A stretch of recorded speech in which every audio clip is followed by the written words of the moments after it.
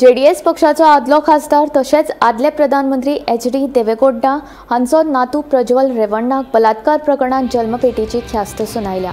बंगळुरूच्या विशेष न्यायालयान 4 मदल्या एका प्रकरणात रेवण्णाक दोशी थारायलो। शेनवारा ताका जल्मपेटीची ख्यास्त सुनायत 10 लाखांचो दंडूय दिला।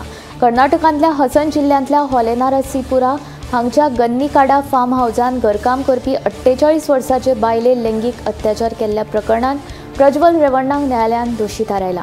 2021 वर्सा पीडित बायले लैंगिक अत्याचार केल्ल्याचो रेवण्णाचेर आरोप आशिल्लो।